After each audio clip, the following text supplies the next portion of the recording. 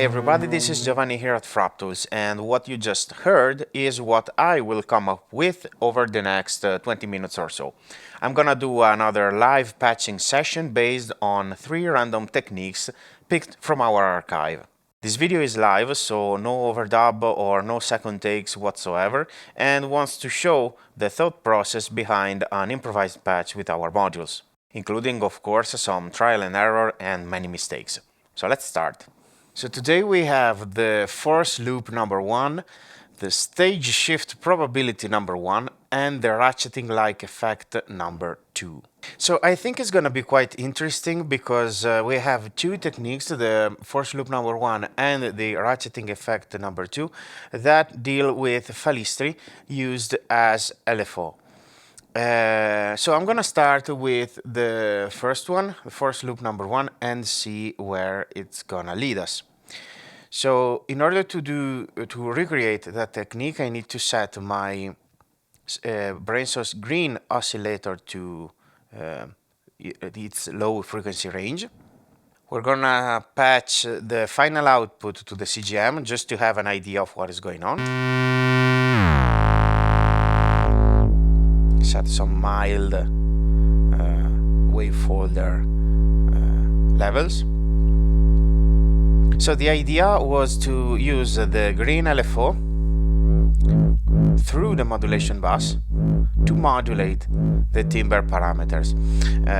Remember that we can use the 4 main parameters attenuators to route the timbre mod bus output to any of them with more or less noticeable results.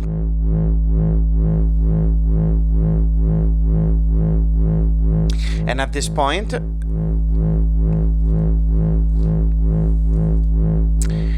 we patch another LFO coming from FALISTRI, or no, not an LFO. Let's start by holding it into transient mode.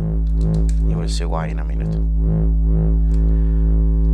So as you can see, whenever I patch a cable to any of these 4 inputs, I am breaking the semi-normalization. So now I'm hearing the effect of the green LFO only over these 3 parameters, not on this one, because now this is controlled by my FALISTRI.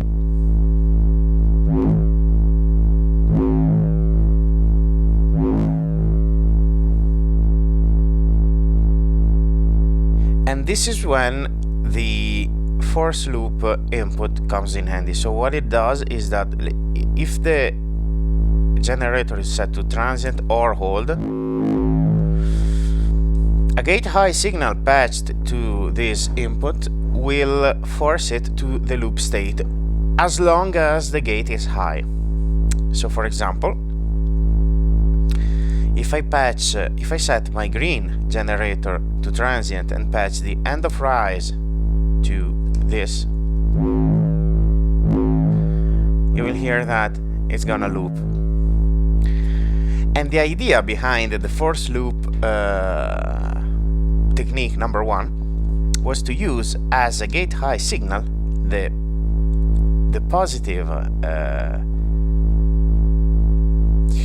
positive side of the square wave output of the LFO, and this is what happens.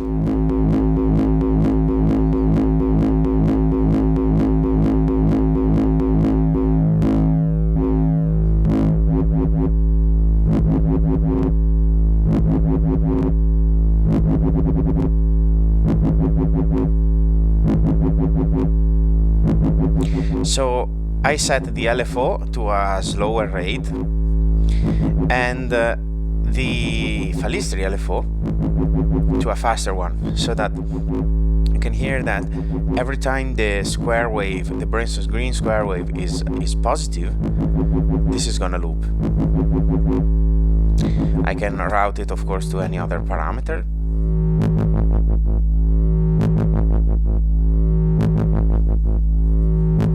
And this is the first technique. So the other technique related to FALISTRI is the ratcheting like effect number 1, which is based, so I'm gonna leave this one going on for a moment, and I'm gonna patch the other one and see if I can integrate these two. So the idea behind the other technique is quite similar, meaning that we are using Falistri as an LFO. So I'm gonna use the green section for now. And I'm gonna demonstrate it with a very plain noise coming from Sapel, whose amplitude I'm gonna control with Falistri's unipolar output. There we go. So the idea behind this technique is to use Sapel's N+1 output to modulate the LFO frequency. Now, the N+1 output provides voltages tuned in octave, which is a fancy way to say that it outputs voltages. So 1 volt, 2 volts, 3 volts, according to the volt per octave standard. So if you think about it, what a plus 1 octave does is doubling the frequency of an oscillator. But the same is also true for an LFO. So it's gonna go twice as fast if I patch a volt signal to its volt per octave input. So since Falistri is always voltage controllable, I can use a 1 volt per octave signal to modulate the LFO frequency and obtain this behavior here.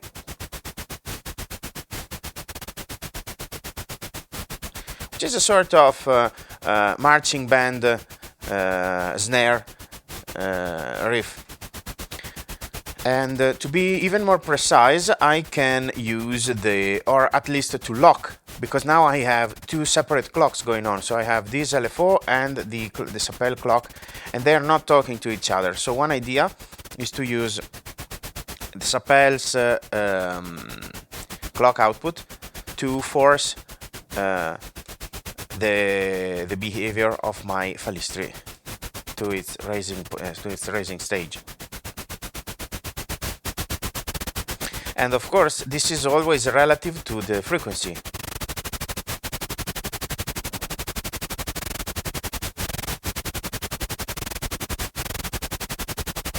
So now I am wondering, what if I merge these 2 techniques into one?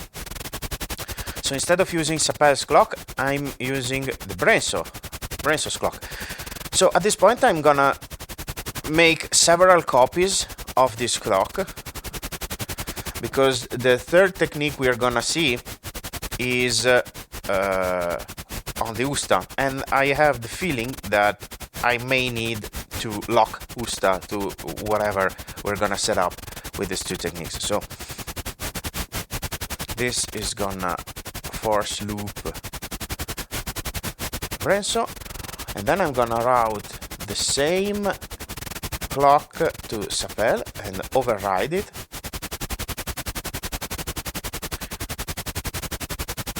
So that Sapel will generate M+1 new voltage, a new quantized random voltage, at every cycle of the Brenso oscillator.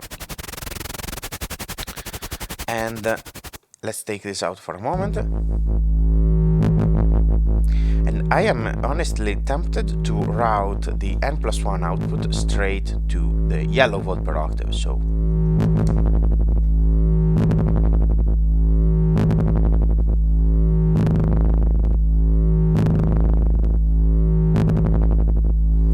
that at every cycle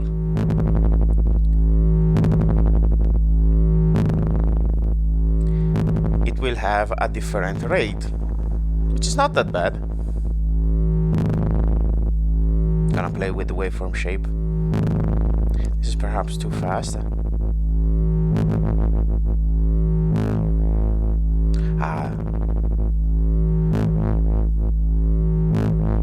Okay, I like it. I like how it is going.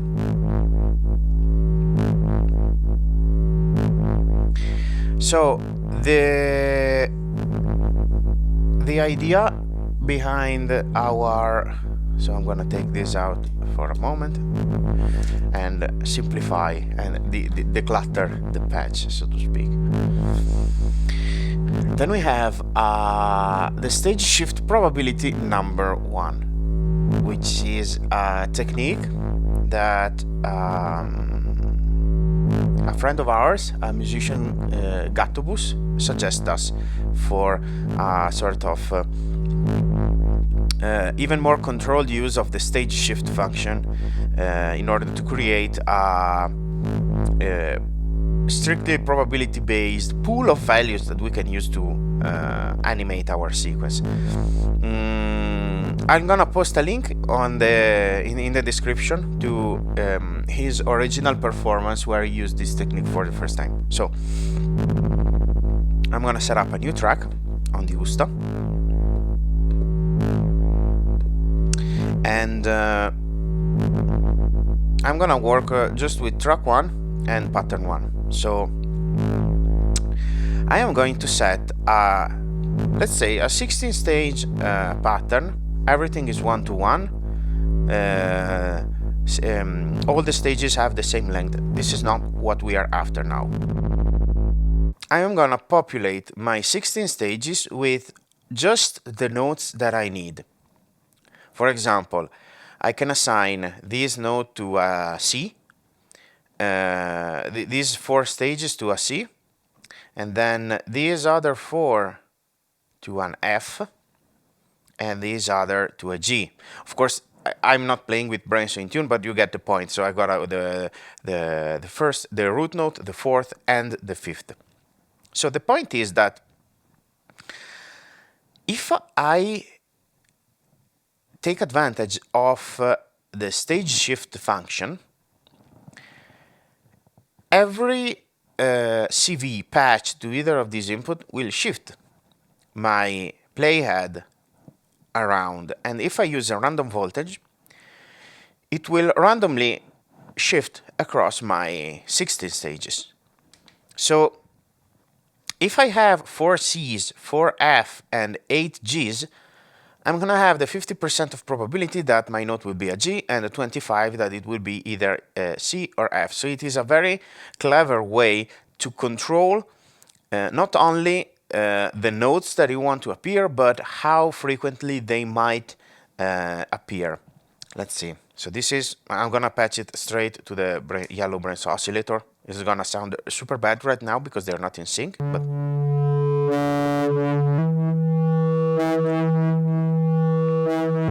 so you see that if I patch my let's use the sample and hold. So if I patch a sample and hold to my CVA input,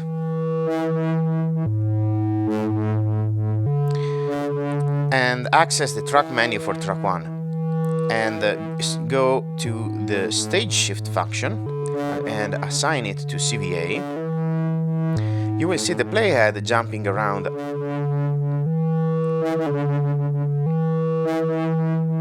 You hear how many G's we are having, right? This is the rhythmic structure, which is still the same. I can play with different rhythmic structure, like 3, 1, 2, 2, and 3, 1, 2, 2, 3, 1, 2, 2, 3, 1, 2, and 2. So this will make the rhythmic structure more easy to follow.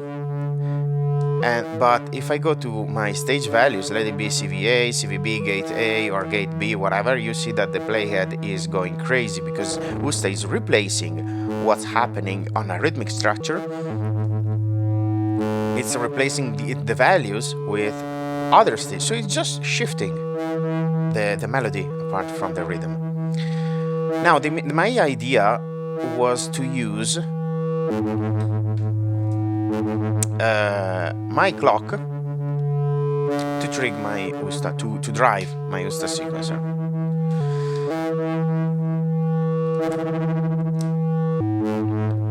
So I'm gonna set the clock source to external. So I just realized that I had some FM going on with my LFO, which is not that good, because I have my yellow oscillator at audio rate modulating my LFO, which is not exactly what I was after. So always take off any modulation going on. And for example, this is what would happen. You see that the playhead is jumping like crazy, which might be interesting, but today we're gonna keep it simple. So technically right now we have all the three techniques correctly implemented, but I'm not that satisfied, honestly. So I'm gonna try some different solutions. For example, instead of using this clock to clock the USTA, I'm gonna use the end of rise, or better, the end of fall of this one, to see if it works.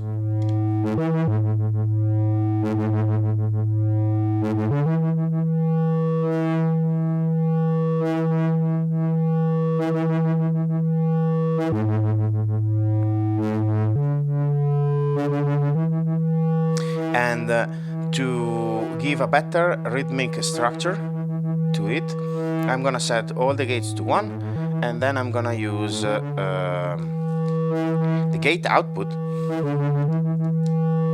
track 1, to ping the brainstorm.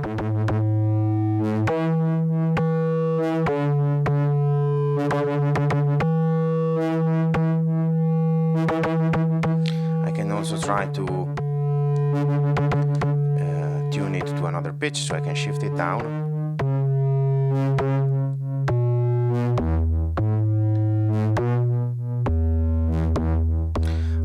Let me see, I can even add some reverb.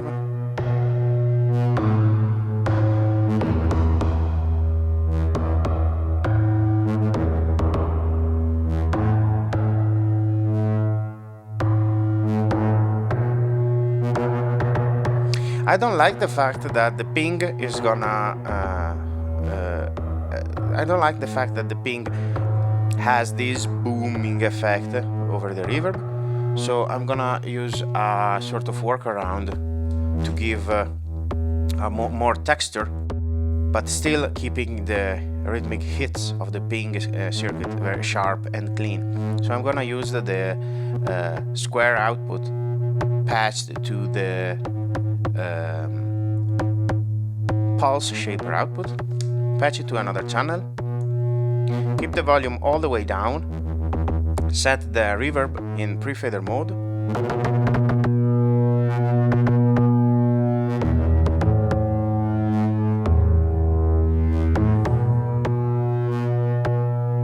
it has some sort of Laurie Anderson vibes, which I personally like. So I noted one thing in this patch which I'm not particularly satisfied with, which is that my stage shift voltages are slower than USTA's clock, and this causes the stages to shift at a slower rate. So I am shifting basically the playing point of my sequence, which is then going on to play in a straight line for a while.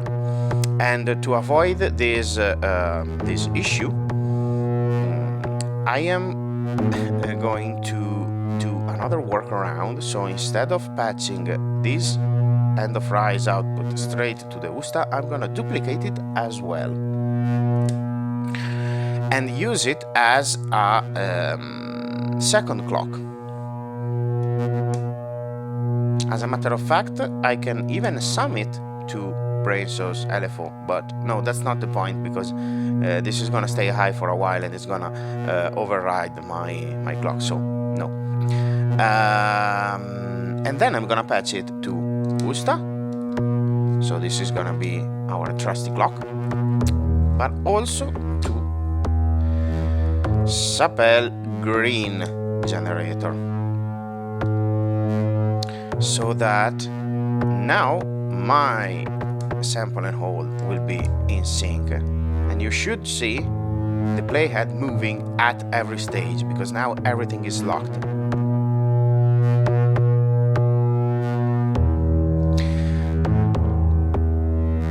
Which is nice. I think that this patch lacks another voice, so the easiest way to do that is to tune another oscillator, which is gonna be Falistri. Now, tuning Falistri is not as easy as tuning the Brenso, because we have to work with two parameters and we don't have any fine-tune control, but we're gonna try.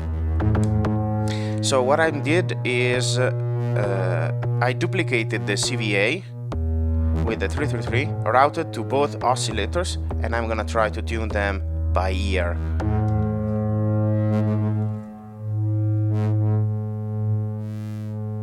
Let's see.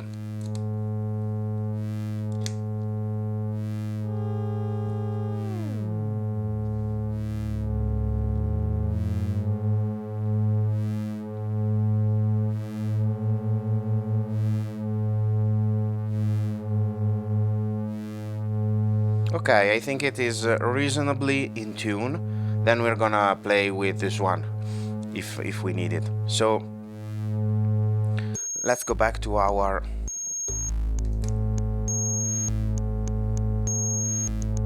now this is happening something funny.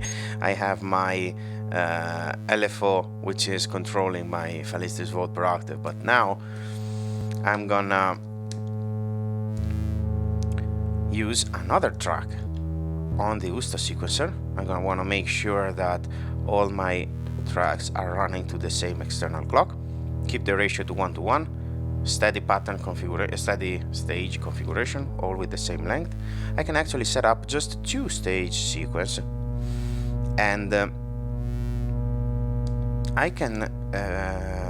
So I need to check the notes that I entered.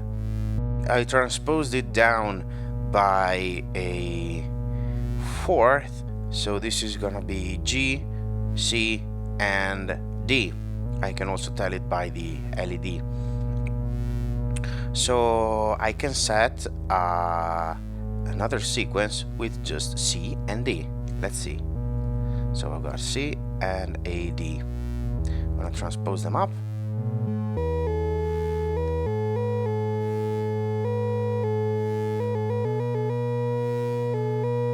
Which is still in sync with the first one.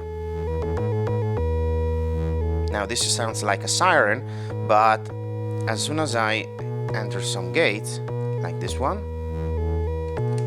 use this as an envelope,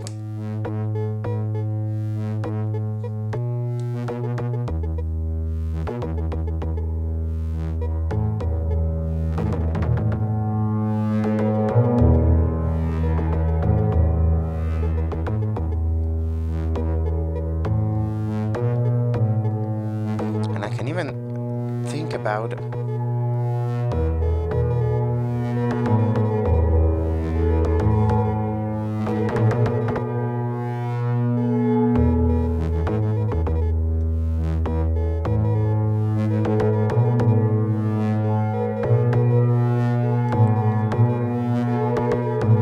let's try to see how it sounds an octave lower.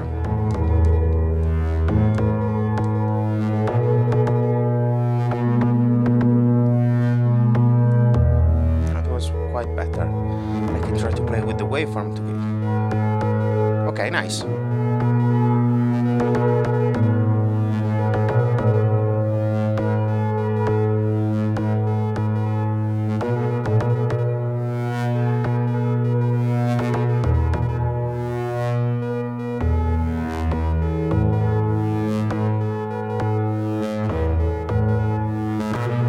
Let's try to patch this over the wave folder.